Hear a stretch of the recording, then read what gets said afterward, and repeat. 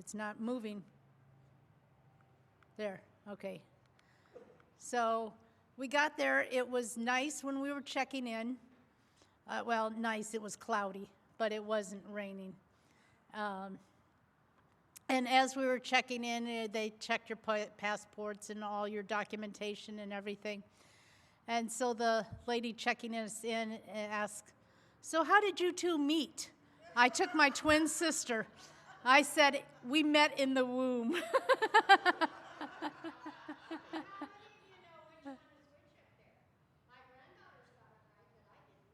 You didn't, Lynn?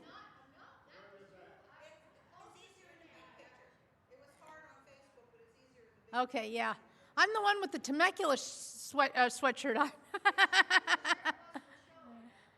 Oh, okay. And then as we got ready to leave, we got it started raining. And there's the ship in front of us as we head out of port. And then the pictures, the two skinny ones there, are from the balcony we had. We took one facing forward and one facing aft. We weren't on our balcony very much the first 5 days. The last 2 days were great. We had sun.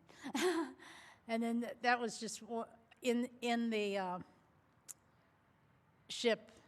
They had, oh gosh, the ship was so big. And as we're going to our room, and it's kind of like, we're going to get lost in here. And we did manage to figure out, this is the ship in front of us in the evening. As we're going to bed, we see the ship. We did not see the ship the next morning. But we didn't have rain all day, so you can see some nice weather, but then it changed. This is out on the deck where they have the slides and the pools and all that. And this is, you can see all the deck is wet because we've had rain and we had rough seas. And if you, I don't know whether you can see it in the picture, but that swimming pool has a netting over it. They didn't want anybody in the pool because the ship was rocking too much and they didn't want anybody hurt. So you couldn't go swimming. Not that I would have. It was 40 degrees. And there's, from the bow. And there's some more white caps. This is all we saw on Monday. And Monday at lunch, we're sitting there, went to the buffet. They had lots, where we ate most of the time. And we're sitting there, and things start sliding off the table, and I catch it, and I'm kind of like, I think we're listing. And then all the stuff came crashing down all from the buffet, and we heard it hitting the ground and dishes breaking and everything. And it's kind of like, yeah, we're listing. And then, of course, it uprighted, and we asked one of the servers, I said, "Does this happen often?" She goes, "Yeah, it happens quite frequently. We lose thousands of dishes a year." But there's some of the, I didn't take many food pictures, but this was some things that they made out of the vegetables at the buffet that was kind of cool. And carving. And then we got notice on the first day that our first excursion in Juneau was canceled because of the weather. We were going to do a Mendelin float tour. So we were going to be floating in a small little rubber raft up close, and it's kind of like, yeah, in this rough seas, I'm not sure I want to be on that raft anyways. So we picked another one. We went to the Brotherhood Bridge and Mendenhall Gardens, and then we took the Juneau tram. But on Tuesday morning, we woke up, land. We see land. We hadn't seen land. So it's kind of like, and a little bit calmer seas. And we could see, you can see that still we had lots of clouds and stuff, but it was great to be able to see land. And then the ship gave us a little warmth on their video. That was a crackling fire. Yeah, like it didn't do anything, but it was nice to look at. And then whales greeted us. You see the little things? I could not get the video. We had a whale breach in front of us. And we saw, the flutes and all that kind of stuff. It was so cool. I don't know how many whales we saw. It was just whales, whales, whales everywhere, which was so cool. But you can see the little bit of whale tail in the background there. My sister got a video of the whale breaching. I could not get it into the PowerPoint. I gave up. But we left on September 24th, got back on October 1st. So, okay. We got the last cruise that they do for Alaska. So there's coming into Juneau and the port. And what I didn't know, and maybe some of you who have been to Alaska know, Juneau's an island. Okay, maybe you knew more about geography than I did. Okay, but so many of the people on the tour were surprised to find that out, and they said there's only 3 ways you can get on the island, and we thought, well, sea and air. What's the third way? She said birth canal. So there's our ship as we got off. It's huge, as you can see. We were on the, what was our room number? I don't know, but we were on, the 10th row up, 10th deck. And there we are in front of the Mindelen Bridge.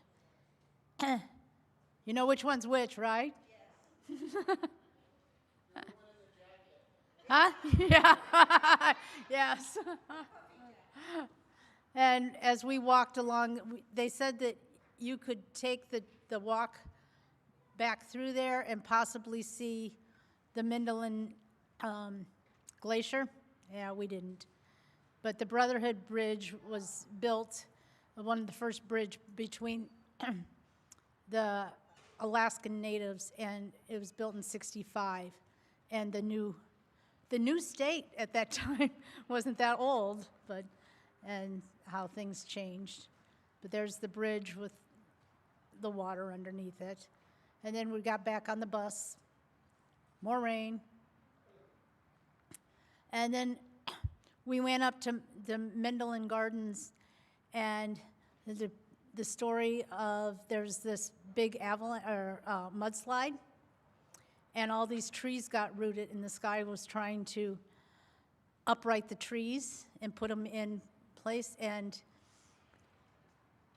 he didn't take out insurance on the tractor he loaned, and it flipped the tractor, but it also flipped a tree completely upside down and planted it upside down so the roots were exposed.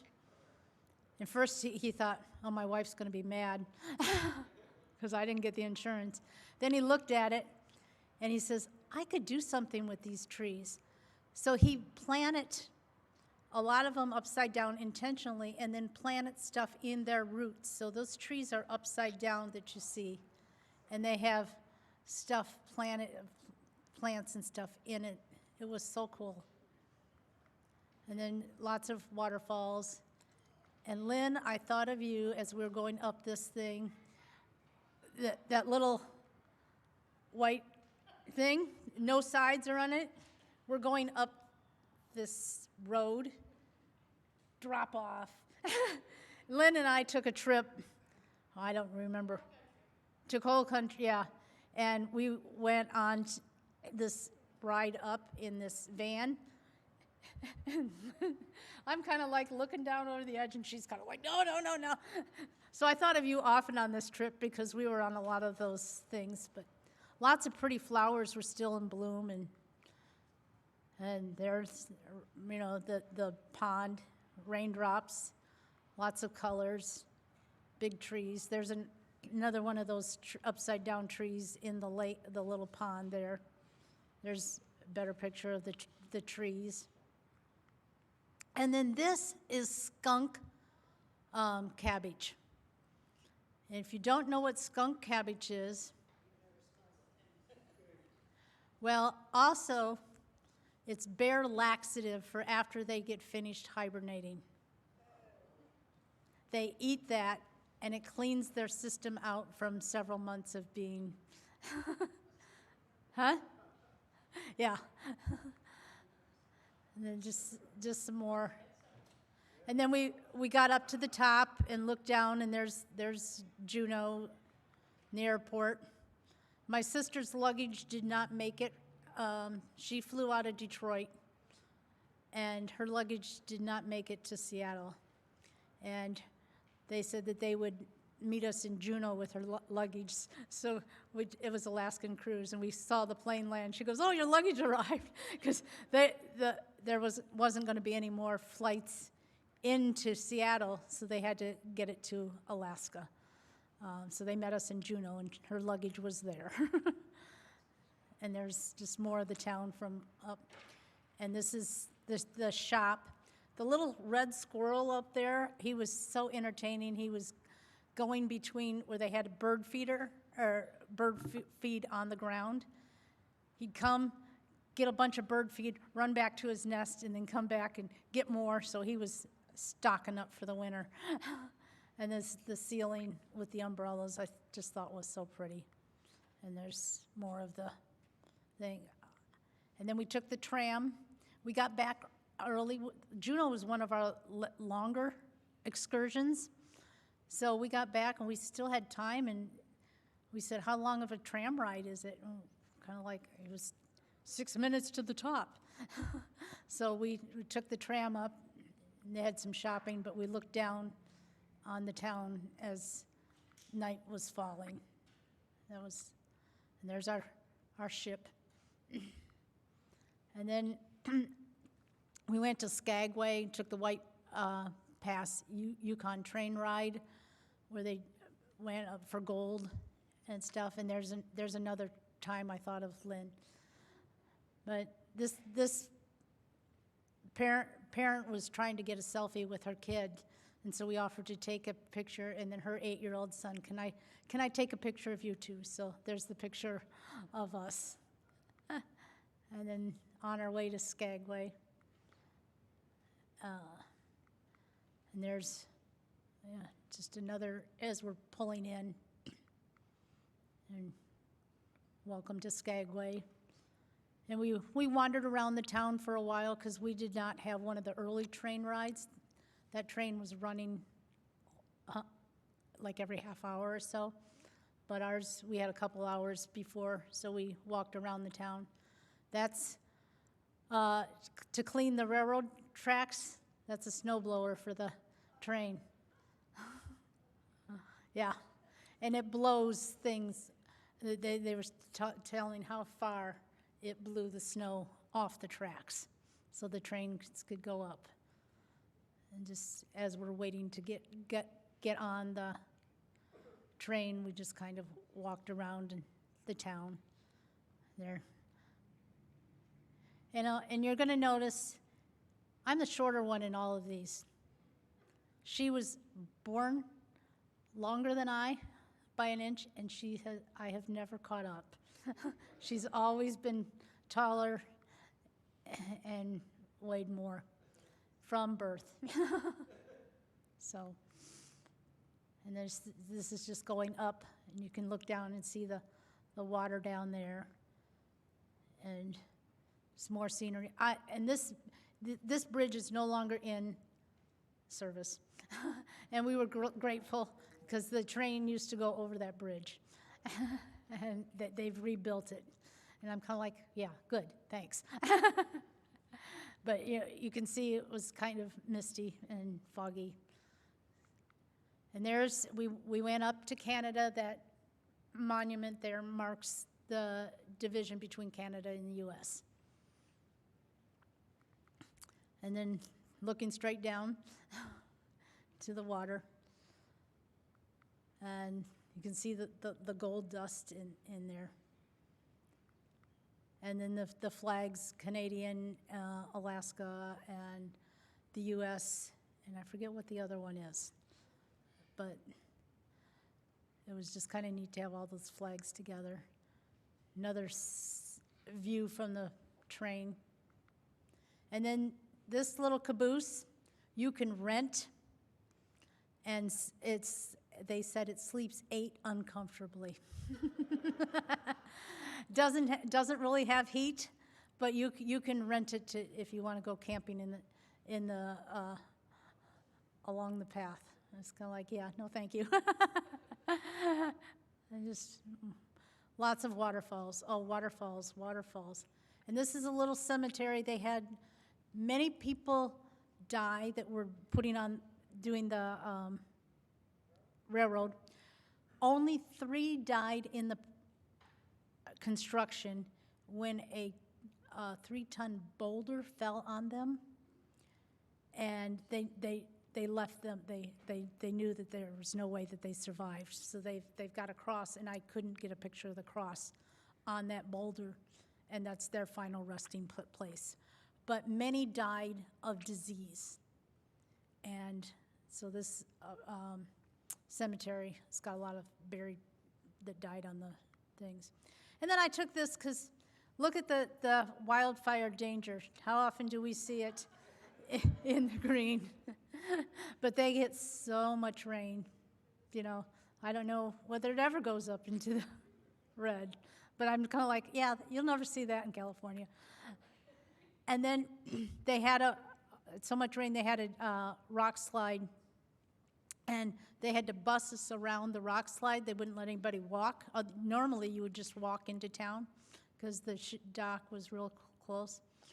And so they were busing everybody. But because they don't know when it's going to slide again, and they have people up there who are rock watchers 24/7. And as the bus driver said, oh, when you interview, what was your last job? Oh, I watched rocks. And then day 5, we went to Glacier Bay National Park, but only from the ship. We didn't get off at all.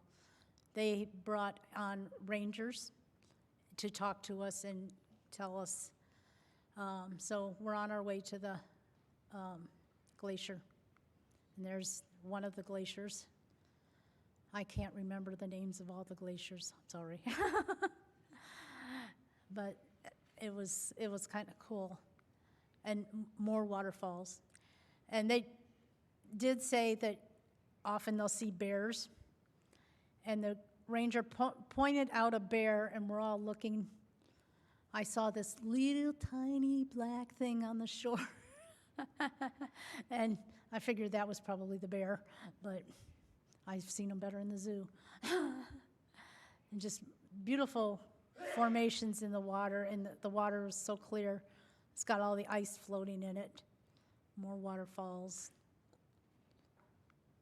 And there, we started watching from the observation deck. You could go out on the bow that day, but it was raining, and we thought, no, we'll just watch and stay dry. But we could not hear the rangers talking. And we said, you know what? He's up in the observation deck doing this. If we turn on our TV in our room to the observation channel, we can see everything and hear everything. So that's what we did. We spent time out there. And then you can see that we weren't the only ones. There were lots of other people on their deck. And what the ship did is when we came to a glacier, it did 360 around 3 times. So you had plenty of time to see the glaciers. And they told us that, when the glaciers calf, it sounds like thunder.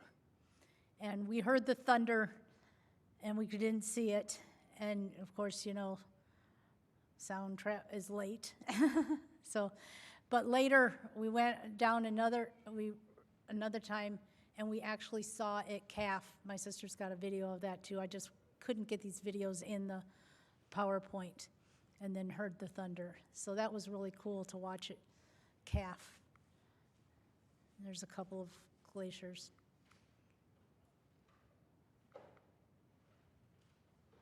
My sister got good at selfies. I never did. But we got the glacier in the background.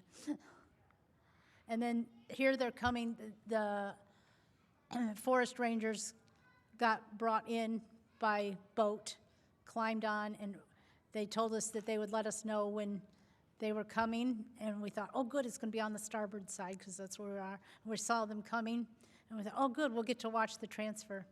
Well, you see that little thing there in the foreground? That's an atrium, and they transferred right there, so we didn't get to see them transfer. But we did get to wave goodbye to them as they left. And then we went on to Ketchikan. Are you leaving? Sorry, okay. All right. That's okay. I'll be here next week if the girls have come to. Huh? Okay. Yeah. All right. You're welcome. It was. Okay. It's not going again. Okay. So there we're coming in, and we had good weather. We had sunshine, and there's our boat. So we go in, and we got off, and we were kind of bummed because we weren't going to be in Ketchikan very long. Some of our places we were only there for 4 hours, and our excursions were 2 hours, so we don't have much time. And found out that shopping was not going to be available. We couldn't go into town, but they follow you through this great big warehouse, and guess what they have? Shopping. So we did our Ketchikan shopping there. And because we were, on one of the last ones, they had everything marked down. We got some great deals. But then we went on a hike, and this is our guide, and he was talking about the trees. There's a tree on the one over here. It's the roots. It just toppled over, and they don't take them down or anything. Then moss grows over them, and they just make their own generations. And then in the middle, he's pretending to be a bear. That's where bears will often hibernate, is in the open trunks. And then just, how tall these trees were, amazing. There's another tree that had fallen across the lake, and just, you can see the sun coming through. Oh, that sun felt so good after so much rain. And then some more pictures, and they have the signs all over telling you the difference between the trunks and how you can tell the different trees. And then we stopped at this waterfall, and we thought we'd be able to see bears, because often bears catch the salmon swimming upstream. We saw salmon jumping. We didn't see any bears, and our guide told us there's probably 200 to 400 bears in a couple hundred feet from us. But they'll come out in the morning. When the salmon weren't swimming quite as much, they were leveling off. Most of them were already up, and so the bears only would come out before visitors arrived and after visitors went home most of the time. So we didn't get to see any bears. We did get to see salmon swimming uphill. And then all the spider web was just awesome. I saw so many beautiful, oh God does amazing work. Just more of the town, and then we're back off, and People actually were on this slide. You go down and through this tunnel and around, and it's not actually a pool that they do have, or is this the one that's no, that's the one that people slide in and then they just come out. It's not a pool, but the other one, you wind up in a pool. And there were people doing it in their little skimpy bathing suits. The one girl got caught. We saw her go up, and then she slid back down. She didn't have enough momentum to get all around the whole slide, so they had to go fish her out. And then there's the lifeguard watching the people in the pool. Would you go in the pool if your lifeguard was dressed like that? I'm kind of like, yeah, if the lifeguard's dressed like that, I'm not going in the pool. But there were people in the pool.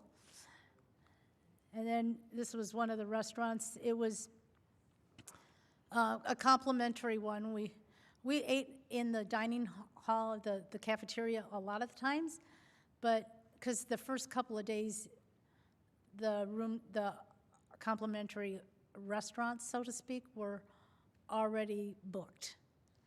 But toward the end of the time, we spent more time in the restaurants that, and we did spend the Hope, you all gave us a couple of times where we went into ones where you had to pay, but they were free to us. So we had, one day I ate too much, and boy, I paid for it.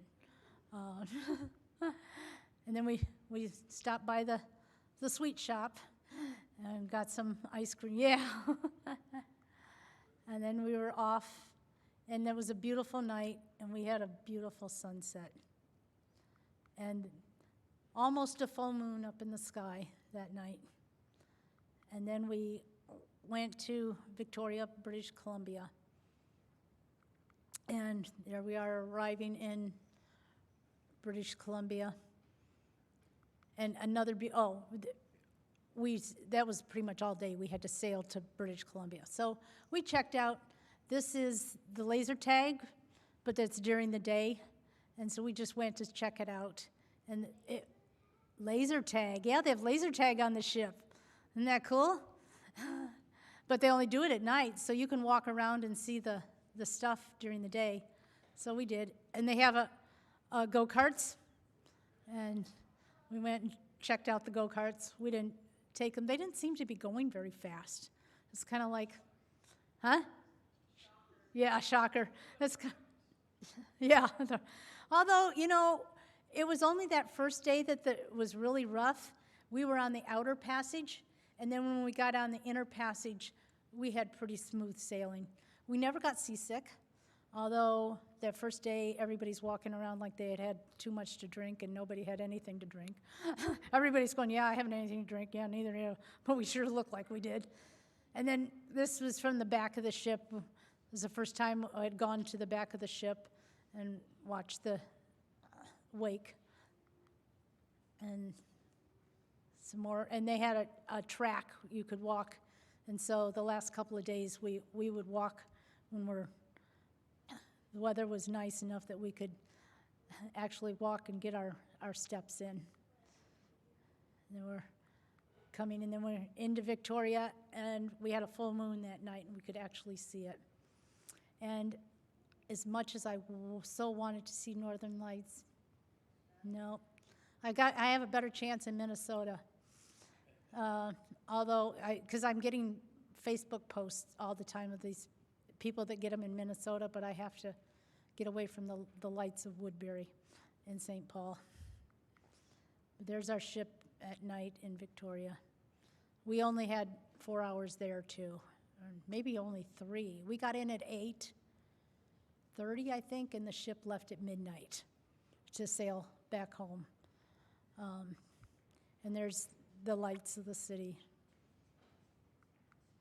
And just very, very pretty. And we stopped at Tim Hortons. If you don't know Tim Hortons, they're Canadian, and they had hot chocolates ready. They called ahead of time. We got off. We went into Tim Hortons, grabbed our hot chocolate and our donut holes, which are called Timbits. and they had 6 different donut holes in there, and so that was our little snack along the way. But we ate that on the bus.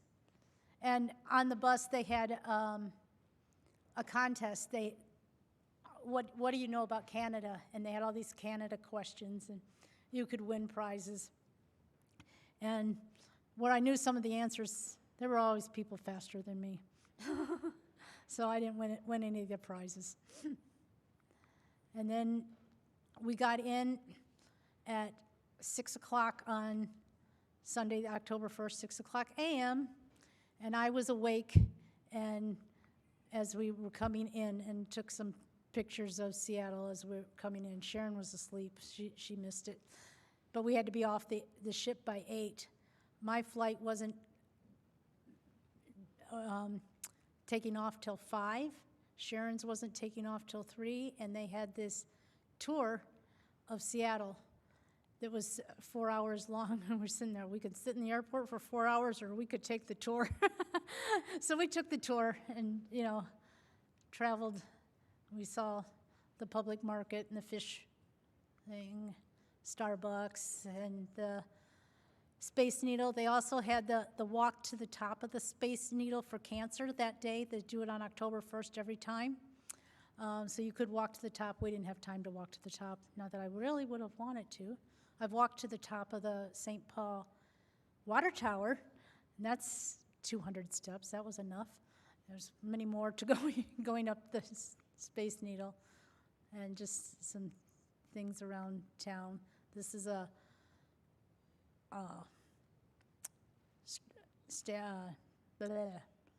sculpture, thank you, in front of the Space Needle. And then our bus driver took a picture of us in front of the Space Needle. And there's the bottom. And then we went to the observatory. And when I saw observatory, I thought we were going to the top of the Space Needle. The observatory is much taller than the Space. And this is the elevator, and that water's always moving. It's like it's in motion. It was so cool. Then you got in the elevator, and I don't have pictures of it, but each floor changed and it was like a movie as you're going up. It was so cool.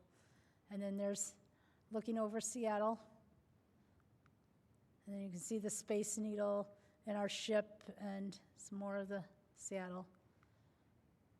And then the 2 stadiums are off there. They had games going on. And then, more docks. And then inside, they had all this information about Seattle, the Olympic mountains and all that. And Mount Baker, that was the small one I saw coming in, and Mount Rainier was the big one, and then Mount St. Helens I didn't see, but a little bit about all of those. And then the Seattle icons. The tall one is the observatory, and we were on the very top floor, and it was a high-speed elevator. And then you see the Space Needle, and then the smaller and smaller buildings, and just another shot from. And then this was the elevator to go down. There was no motion or anything, it was just a cool scene.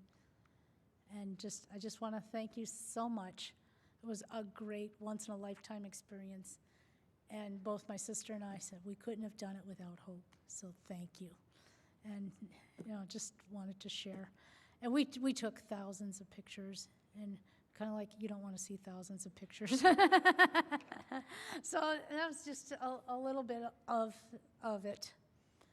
And that's it. And I didn't take pictures. Oh, I do have lots of pictures of my first year. I didn't put them in this. I thought maybe I should have afterwards. I got to experience all 4 seasons. I got there just before the fall colors, and that was great. And first snow on October 14th. I got into my place finally on October 7th because mix up on selling my house and couldn't buy the house and everything. But so I lived with my one niece, and my cats lived with my other niece when I first got there until I could get into my place. And my pod arrived in the snow. So we unpacked the pod in the snow. And snow, oh, we had snow. We had snow. And generally, after well, we did have some nice weather after that first snow, but middle of November it snowed, and we didn't see the ground until middle of April. All the snow was not gone until the middle of April. Yeah, I mean, there were patches of grass, but all the snow, yeah, but the snow lasted until April. And we had an April Fool's snowstorm where we got, oh gosh, another foot on April 1st. That's what I say, April Fool's. You thought spring was coming? No. And then the summer and everything. And I loved taking walks in the snow. Everybody kept on saying, oh, you picked a bad year to move in. I'm going, no, I didn't. I love the snow. And they're going, we have you to blame.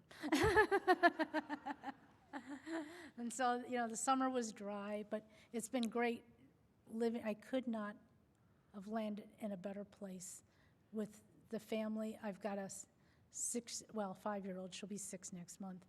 Great niece that I've watched many times while her parents, oh, we can all go into dinner. Goodbye. She loves playing with the cats.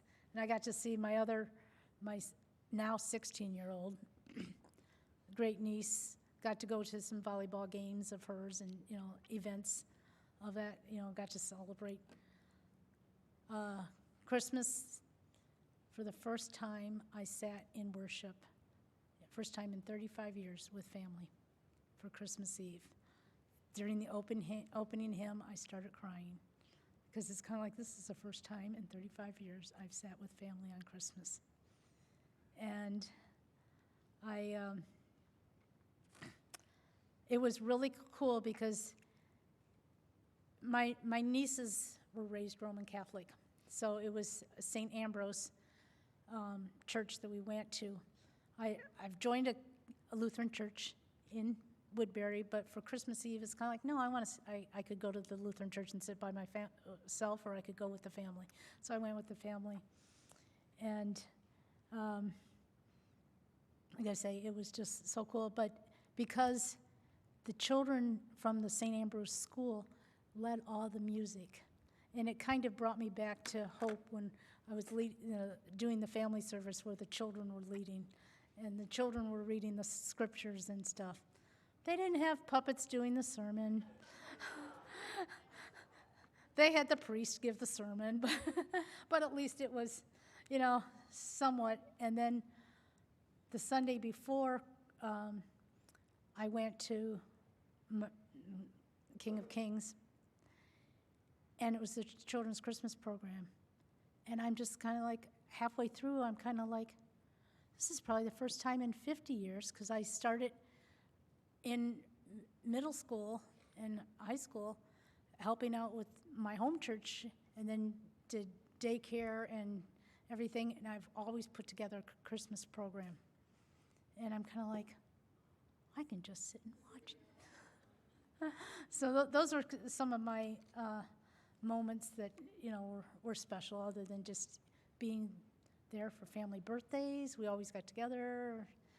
Christmas, Thanksgiving, Easter, I went down to family in Kentucky and spent Easter down there with them, and it's been great.